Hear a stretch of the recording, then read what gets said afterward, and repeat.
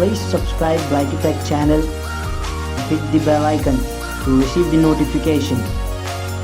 Hello everyone, welcome to the channel. I am Raj, and today in this video we're gonna looking at the Vivo 21 5G phone, which is recently launched by Vivo. Company has mentioned many specifications which are really fantastic on paper, but is it they are worthy?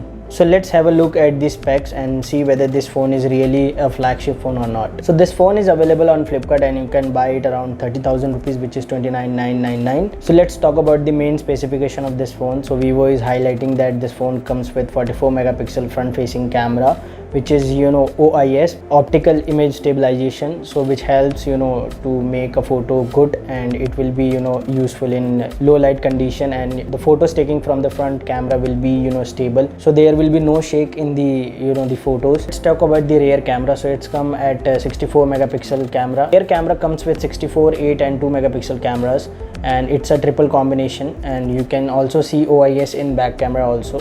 So phone comes with 4000 plus mAh battery, which is really a powerful battery, and it will give you up to 12 hours the gaming capacity, and it has 6 hours standby capacity, so which is really good with at this point of price. Let's talk about the processor. Here we are getting MediaTek processor. Here Vivo can take at least a Snapdragon 800 or 800 plus processor, which would be a powerful processor for this phone, but here they have used MediaTek, which is also good. MediaTek is not that much bad, but yeah, they can use Snapdragon, so the performance of the gaming will be increased. Let's talk about the screen. So screen size is 6.4 inches, and it is really a good AMOLED screen.